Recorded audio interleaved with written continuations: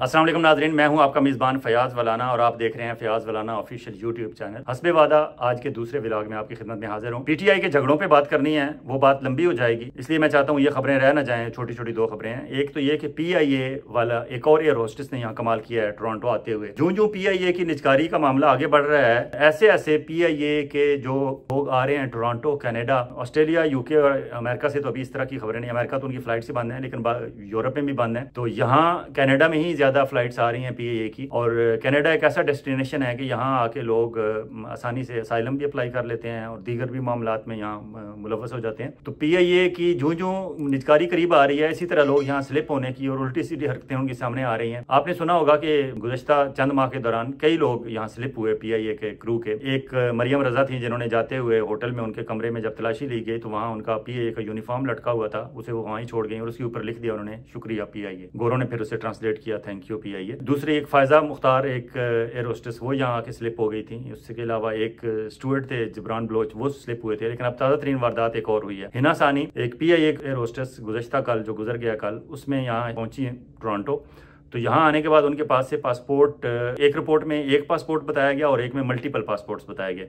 लेकिन ज़्यादा इम्कान यह है कि वो एक आध पासपोर्ट किसी और का उसने अपने सामान में रखा हुआ था जो पकड़ा गया। और आपको पता है अपने अलावा सफ़र करते हुए किसी और का पासपोर्ट कैरी करना इंटरनेशनल लॉ के मुताबिक भी और मुख्तलिफ कवानीन स्पेशली कनाडा के कानून के मुताबिक भी जुर्म है। आप अपने ट्रैवल जब कर रहे होते हैं आप सिर्फ अपना पासपोर्ट अपने हाथ में रख सकते हैं, दूसरा किसी का नहीं रख सकते। तो इनके पास किसी का पासपोर्ट था, उसकी वजह से वो पकड़ी गई और फिर उन्हें वहाँ एयरपोर्ट पर रोक लिया गया। फिर वो ज़ेर हिरासत रहीं चंद घंटों के लिए। बाकी स्टाफ को भी रोक लिया गया, बाकी स्टाफ को इंटरव्यू भी किए गए, उनसे भी क्वेश्चनिंग की गई। इनको हिना सानी को चंद घंटे हिरासत में रखने के बाद जब वापसी की फ़्लाइट पर उन्होंने जाना था, उन्हें ग्राउंड कर दिया गया था। वो वापस तो पाकिस्तान चली गई हैं, लेकिन ख़ुद भी हमेशा के लिए बैन हो गई हैं कनाडा आने से। और उनके साथ जो साथ थे उन पे भी मार्क लग गया है कि अब दोबारा आने से पहले उनकी भी एडवांस में क्लियरेंस होगी, तब वो कनाडा आ सकेंगे ज़िंदगी भर, वरना वो नहीं आ सकेंगे। लेकिन हिना सानी तो बुक हो गई हमेशा के लिए कि उसने एक गलत काम किया है और दूसरा पीआईए को बैड नेम भी दे दिया उन्होंने। वापसी पे जाते हुए ग्राउंडेड थी, तो वो आम पैसेंजर के तौर पर जहाज़ में बैठ के गई हैं। उन्हें वापसी पे कोई ड्यूटी नहीं मिली और वह पाकिस्तान पहुंची हैं तो वहाँ जाते ही उन्हें मुअत्तल कर दिया गया और अब उनकी इंक्वायरी होगी। और चांसेस ये हैं, पीआईए को काम ये बता रहे हैं कि शायद उन्हें मुलाजमत से भी हाथ धोने पड़े। तो पीआईए के लोगों को एहतियात करनी चाहिए। जहाँ वो अपना नुकसान करते हैं वहाँ पाकिस्तान का भी नुकसान करते हैं कि पाकिस्तान का एक बैड नेम बाहर जाता है कि ये हो क्या रहा है। अब बात करते हैं जी पीटीआई के झगड़ों की। ये वो टॉपिक है जिस पे बात होनी चाहिए, इसलिए होनी चाहिए कि ये पीटीआई वाले जो हैं कोई आसमान से उतरे हुए नहीं है, इन पे बात ना की जाए या ये गलतियां नहीं करते। ये इंसान है, इन्हें इंसान ही समझा जाए और गलतियां भी वही कर रहे हैं जो इंसानों वाली हैं। फॉर एग्जाम्पल, बड़ी पार्टी है तो बड़ी पार्टी गलतियां करती है। मैंने पीपल्स पार्टी को कवर किया हुआ as a beat reporter 1993 to 96। जब बेनज़ीर प्राइम मिनिस्टर थी तो बेनज़ीर की beat as a prime minister भी मैं बीट रिपोर्टर करता था, पीपल्स पार्टी को भी कवर करता था इस्लामाबाद से। तो मैंने पीपल्स पार्टी को बहुत करीब से देखा उस वक्त। पीपल्स पार्टी मरकज़ में वज़ीर आज़म बेनज़ीर भुट्टो थी, सिंध में मुराद अली शाह साहब के वालिद अब्दुल्ला शाह साहब वहाँ चीफ मिनिस्टर सिंध थे। केपीके में चीफ मिनिस्टर थे पीपल्स पार्टी के आफ्ताब शेरपाव साहब। पंजाब में इनकी मुस्लिम लीग जुनेजो ग्रुप के साथ अहमद नसर चट्टा और आरफ नकई और मंजूर वट्टू और इनके साथ मिलके मखलूत हुकूमत थी। पंजाब में भी प्रैक्टिकली पीपल्स पार्टी की मखलूत हुकूमत थी। बलोचिस्तान में इनके थे जुल्फकार मक्सी साहब, वो भी पीपल्स पार्टी के चीफ मिनिस्टर थे। तो प्रैक्टिकली उस वक्त ये जो नारा लगा था चारों सूबों की जंजीर बेनज़ीर बेनज़ीर, तो ये चारों सूबों में भी तकरीबन पीपल्स पार्टी की हुकूमत थी, मरकज़ में भी पीपल्स पार्टी की हुकूमत थी। तो जब पार्टी इतनी बड़ी हो जाती है तो उस वक्त इस तरह की शिकायतें पीपल्स पार्टी में भी मिलती थी।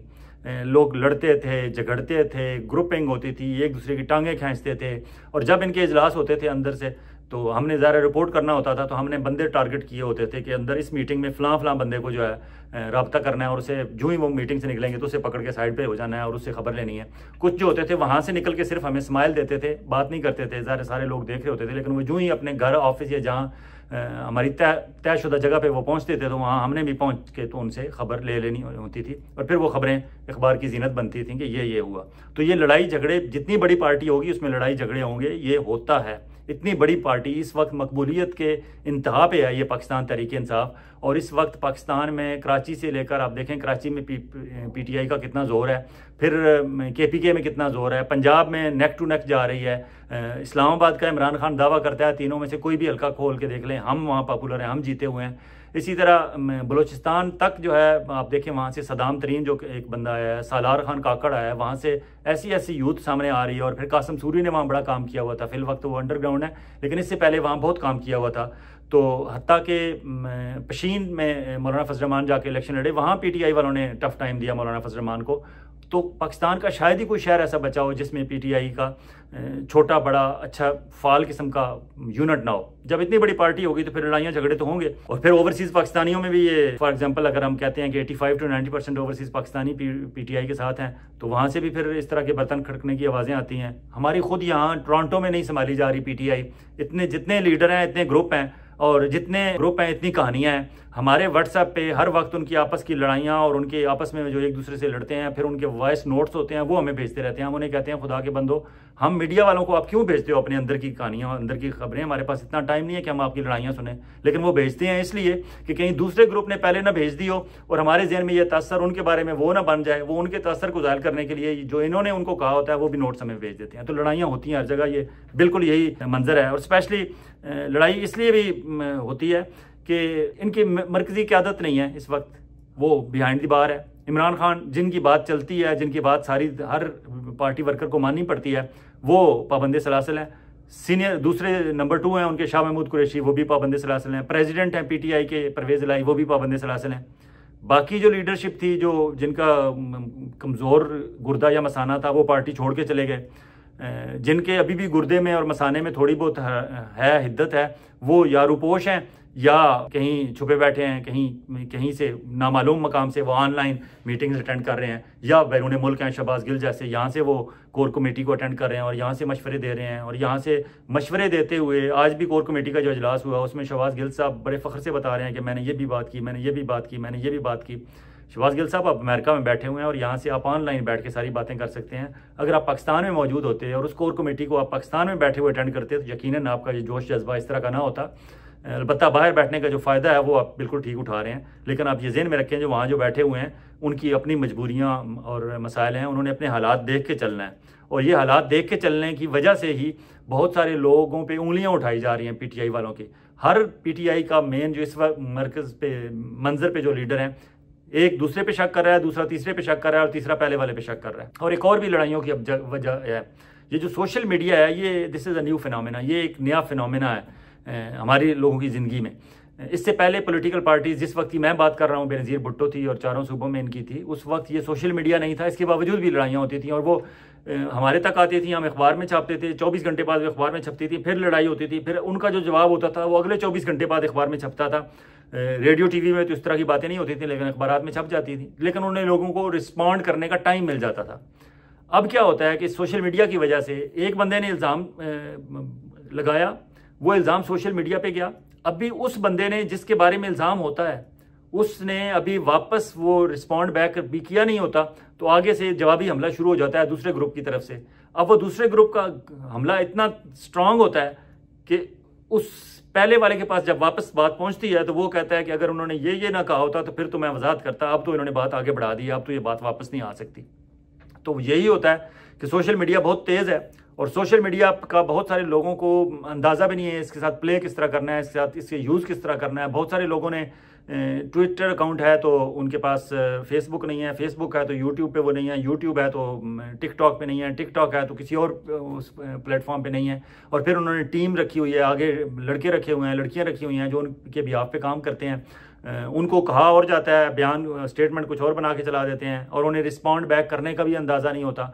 तो वो लर्निंग फेज़ में है हमारी पाकिस्तान की तमाम पॉलिटिकल लीडरशिप, रिगार्डलेस ऑफ कि वो PTI से हैं, नून लीग से हैं या पीपल्स पार्टी से हैं।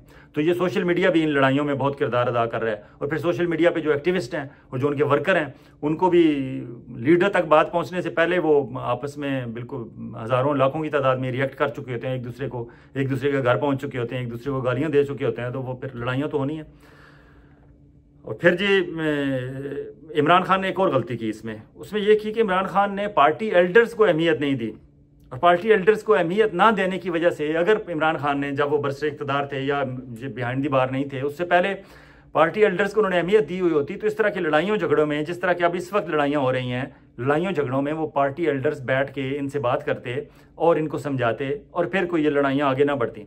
पार्टी एल्डर्स में कौन है थे उनके पास? मियाँ अजहर थे, बहुत सीनियर पॉलिटिशियन है। हमद असर चट्टा थे, फ़ख्र इमाम थे, रियाज फतेहाना एक पुराने वो हैं, पार्लियामेंटेरियन हैं, तजर्बाकार हैं, काजी अनवर एडवोकेट KPK से, और एक लंबी लिस्ट है जो सीनियर पार्लियामेंटेरियन जिन्हें आप कह सकते हैं या सीनियर सियासतदान कह सकते हैं।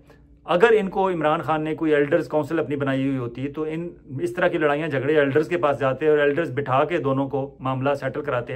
क्योंकि शेर अफजल मरवत को देखें तो वो खुद कहता है कि मेरे मैन्युफैक्चरिंग फॉल्ट हैं और वो ठीक नहीं हो सकते, और मैं इस तरह रिएक्ट करता हूँ, या मेरे पास अल्फाज का चुनाव, जिस तरह का उन पे इल्ज़ाम है कि इनके पास अल्फाज का चुनाव मुनासिब नहीं होता, जज्बाती हो जाते हैं, रिएक्ट करते हैं, तो वो खुद कहता है मेरा मैन्युफैक्चरिंग फॉल्ट है।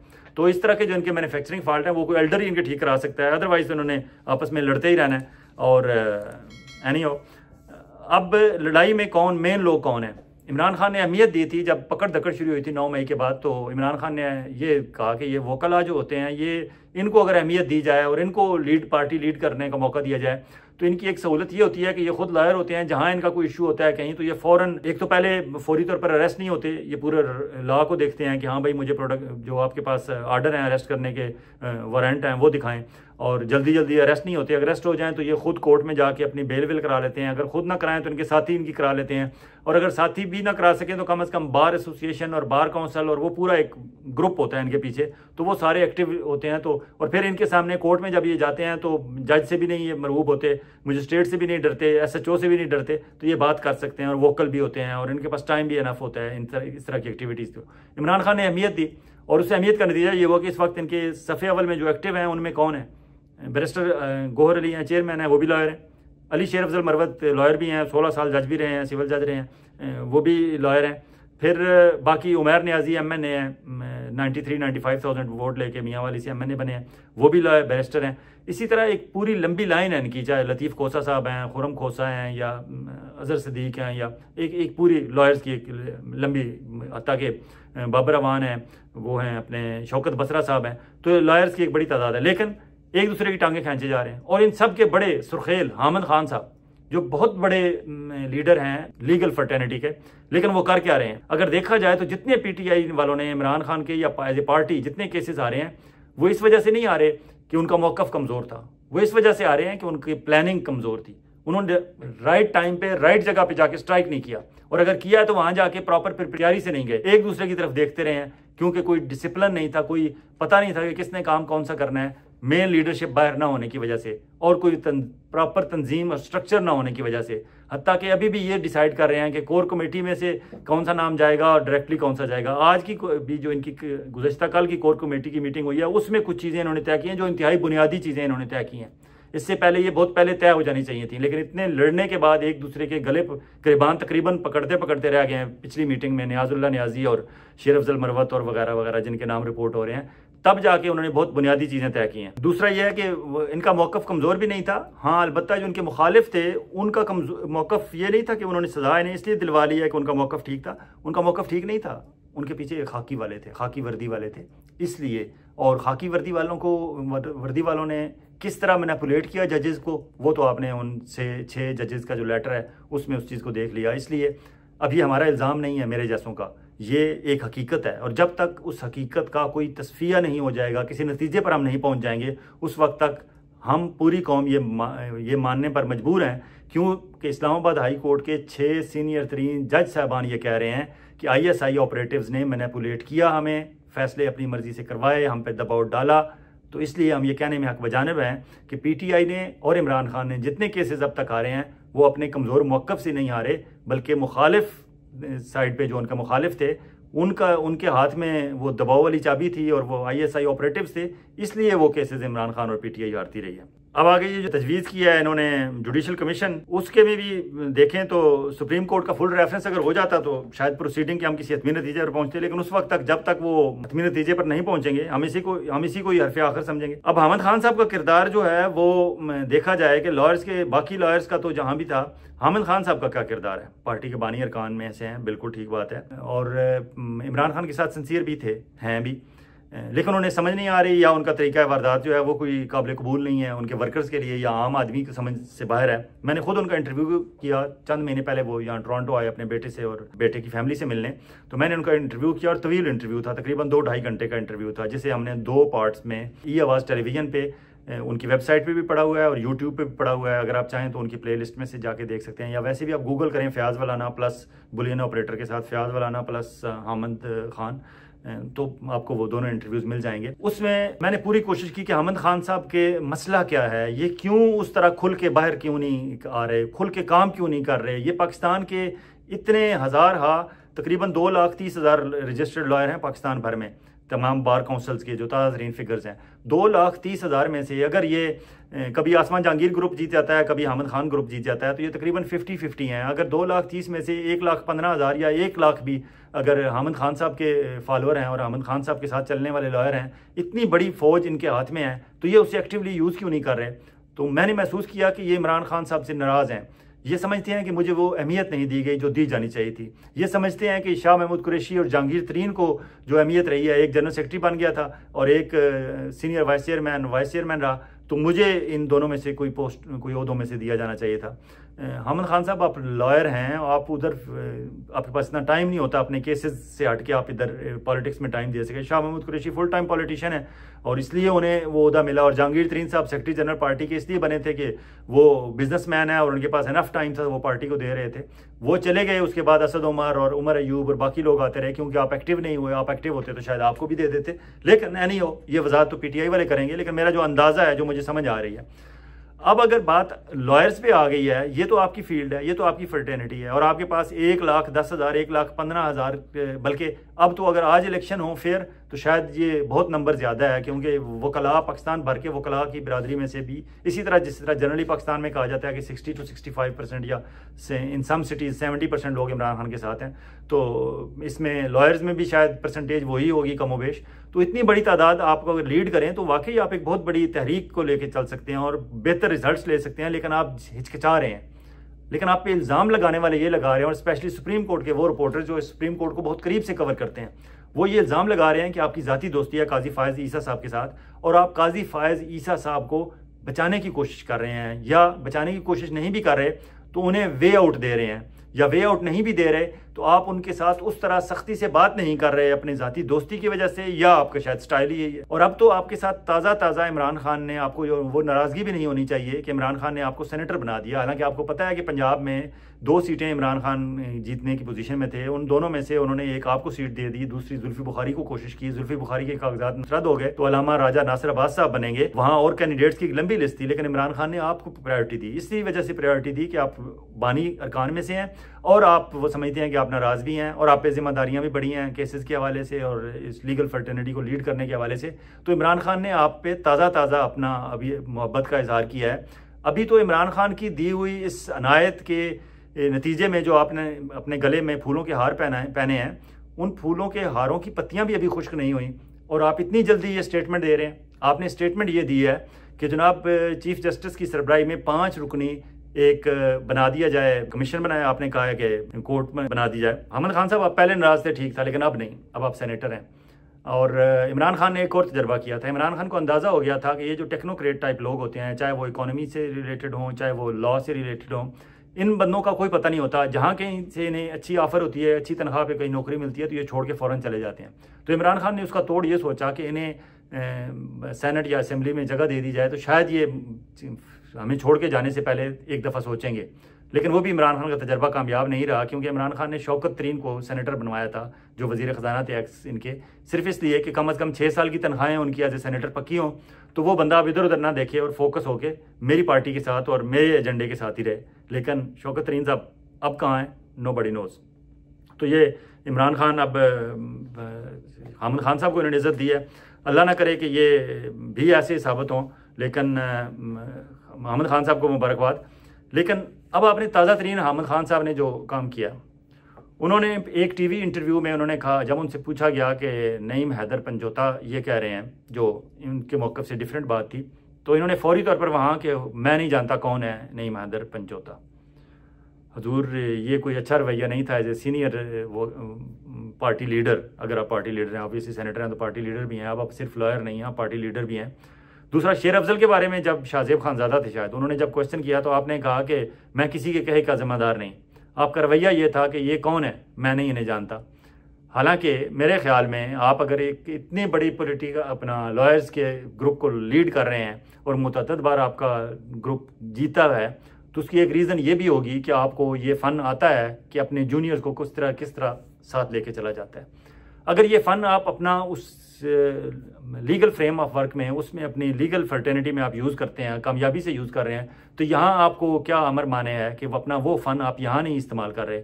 आप यहाँ अपने जूनियर्स को और अपने जो यंग यूथ जिन्हें आप कहें या यंग लीडर्स हैं, इमर्जिंग लीडर हैं, उन्हें आप साथ क्यों नहीं लेके चल रहे। आप इतना वहाँ अगर सिर्फ इंटरव्यू में क्या देते कि उन्होंने जो ये कहा है ये उनका ज़ाती मौक़िफ़ है, हम इसे डिस्कस करेंगे पार्टी में और फिर देखेंगे कि जो पार्टी फैसला करेगी, जो इज्तिमाई राय होगी उस पर चलेंगे।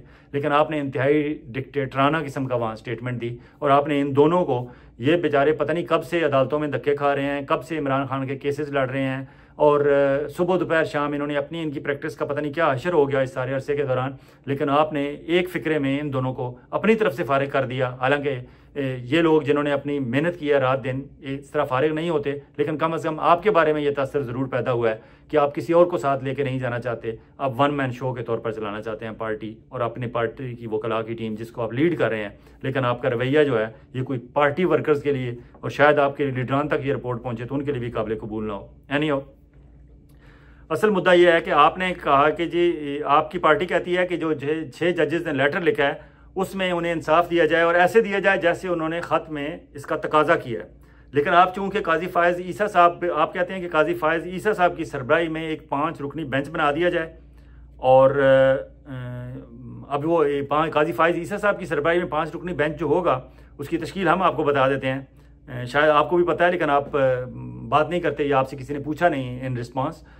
मेरे ख्याल में अगर काजी फ़ायज़ ईसा साहब आपकी मर्ज़ी के मुताबिक जिस तरह आप उन्हें एक वे आउट बता रहे हैं या उन्हें पतली गली से होकर निकलने की रास्ता बता रहे हैं, काजी फ़ायज़ ईसा साहब अगर ऐसा कोई 5 रुकनी बेंच बनाएंगे और उसमें 4 उन्होंने और जज रखने होंगे तो जजेस के नाम हम बता देते हैं। एक जस्टिस मुसरत हलाली होंगी जो मोस्ट रिसेंटली सुप्रीम कोर्ट में गई हैं, one of the junior 3 justice साहबान में से हैं। फिर इरफान सादत होंगे जो उनसे भी जूनियर हैं सुप्रीम कोर्ट में। फिर मंसूर अली शाह होंगे जो बिल्कुल उनके साथ हैं, गुडी हैं, वो टेन्योर पोस्टिंग के लॉलीपॉप के शिकार हैं, वो उनके साथ होंगे और मोहम्मद अली मज़हर होंगे। ये 4 जजेस वो साथ बिठाएंगे, खुद उसे हियरिंग करेंगे, रस्मी सी कार्रवाई करेंगे और उसके बाद फैसला सुना देंगे। और वो 5 1 से भी नहीं, 4 1 से भी नहीं होगा, वो 5 0 से होगा। ये आपकी तजवीज़ है, होना ये है, लेकिन आपकी तजवीज़ पे हम बात कर रहे हैं। ऐसा होगा नहीं, दूसरा कमीशन बन गया है, लेकिन आपकी तजवीज़ पे बात कर रहे हैं कि आप ये क्यों तजवीज़ दे रहे हैं। और अगर इस तरह आम आदमी समझते हैं, ये PTI वाले समझते हैं या वो 6 जज साहबान तवक्को रखते हैं कि शायद सुप्रीम कोर्ट का फुल कोर्ट रेफरेंस हो इस मामले पर। फुल कोर्ट में 14 जो सुप्रीम कोर्ट के जजेस हैं, अगर वो 14 बैठे हुए होंगे तो उसमें भी ये जजेस भी शामिल होंगे। फिर हर कोई अपनी बात करेगा, अल्टीमेट नतीजा जो भी हो, लेकिन कम अज़ कम उसको बज़ाहिर तो वो फेयर लगेगा कि हाँ फुल कोर्ट है। और आप 5 रुकनी बिठाना चाहते हैं ताकि कल तक फिर 6 की बात हो, फिर 7 की बात हो, फिर वो इस तरह का मसला चलता रहे। और 5 ही क्यों आप बिठाना चाहते हैं? आपसे किसी ने क्रॉस क्वेश्चनिंग की नहीं, आपसे किसी ने पूछा नहीं और शायद कोई पूछेगा तो आप उस तरह खुल के जवाब भी नहीं देंगे, क्योंकि आप समझते हैं कि आप लॉयर्स के लीडर हैं और बहुत बड़ी 1,10,000 या 1,20,000 लॉयर्स के लीडर हैं, के ग्रुप के लीडर हैं। और अब तो आप सेनेटर भी बन चुके हैं, इसलिए आपसे कोई पूछता नहीं, एनी हो। लेकिन जो भी आप तजवीज़ दे रहे हैं और ये जो कमीशन भी बना है उसे भी ना कैदी नंबर 804 एक्सेप्ट करेगा ना पब्लिक एक्सेप्ट करेगी। और ये जो जज साहबान हैं बेसिकली इन्होंने ये लेटर लिख के वो खौफ के बुत तोड़ दिए हैं। और ये खौफ के बुत टूटने की आवाज़ें अभी लाहौर हाई कोर्ट से खबर आई है कि वहाँ कोई शायद 8-10 जज साहबान की एक मीटिंग हुई है जिसमें शायद वो भी इसी तरह के किसी लेटर की तरफ जा रहे हैं। और अगर उधर से एक लेटर आ गया तो फिर सिंध और KP के पेशावर हाई कोर्ट और सिंध कराची के जो सिंध हाई कोर्ट है वहाँ से भी इस तरह का लेटर आते हुए देर नहीं होगी। क्यों कि अब इस तरह नहीं चलेगा, ज़्यादा अरसा ऐसे नहीं चलेगा जिस तरह काजी फ़ायज़ ईसा साहब चाहते हैं, जिस तरह शहबाज शरीफ साहब चाहते हैं, या जिस तरह हमारे मिलिट्री एस्टेब्लिशमेंट वाले चाहते हैं, और जिस तरह हामिद खान साहब उन्हें वे आउट बताने की कोशिश कर रहे हैं। अलबत्ता एक और PTI के जो झगड़े थे उसमें एक ये था कि इमरान खान से मिलने कौन जाता है और क्या होता है और क्या नहीं। तो उसका एक ग्रुपिंग का तोड़ इमरान खान ने ये निकाला है कि उन्होंने जेल इंतज़ामिया से अपनी मुलाकातों के हवाले से कामयाब मुज़ाकरात कर लिए हैं। और अब ये तय पाया है कि इमरान खान को हर मंगल के दिन उनकी फैमिली के लोग मिलेंगे और हर जुमरात के दिन वकील और दीगर अफराद मिला करेंगे। और उसके लिए उन्होंने 3 फोकल पर्सन नामजद कर दिए हैं, बैरिस्टर गौर, शेर अफजल मरवत और उमैर नियाजी। ये नाम जेल इंतजामिया को देंगे। जो लोग मिलना चाहते हैं वो नाम जेल इंतजामिया लेके इमरान खान के पास जाएगी और इमरान खान जिस जिस नाम को टिक कर देगा वो वापस नाम आएंगे और फिर उनको बताया जाएगा कि किस दिन, कितने बजे, कितने टाइम के लिए। दौरानिया भी बताया जाएगा कि 10 मिनट की मुलाकात होगी, 30 मिनट की होगी या 30 मिनट से ज़्यादा की होगी, वो उन्हें बताया जाएगा। ये अब देखिए हमारी कौम की कैसी कम नसीबी है, मैं बदनसीबी तो नहीं कहूंगा, कम नसीबी देखें अपनी कौम की, कि वो लीडर जिसे यूएन में जिसने जब खिताब किया था, आज भी यूएन की हिस्ट्री में, मोस्ट रिसेंट हिस्ट्री में, अगर सबसे ज्यादा उसके स्पीच और उसकी तकरीर और उसका खिताब सुना गया था वर्ल्ड लीडर्स में से, तो वो इमरान खान थे। आज भी यूएन की हिस्ट्री में वहां लिखा हुआ है। उस लीडर को हम किस लेवल पे ले आए हैं कि वो अडयाला जेल के सुपरिटेंडेंट असद वड़ाइज के साथ मुज़ाकरात कर रहे हैं और हम उसकी खबर चला रहे हैं कि कामयाब मुज़ाकरात हो गए। एनी हो जी, इजाज़त चाहते हैं। ये थे पीटीआई वालों के कुछ झगड़े, कुछ खबरें, और बहुत जल्द एक और विलाग के साथ आपकी खिदमत में हाजिर होंगे। उस वक्त तक आप अपना और अपने गिरदनवा के लोगों का इसी तरह ख्याल रखिएगा जिस तरह आप चाहते हैं कि आपका ख्याल रखा जाए। अल्लाह हाफिज़।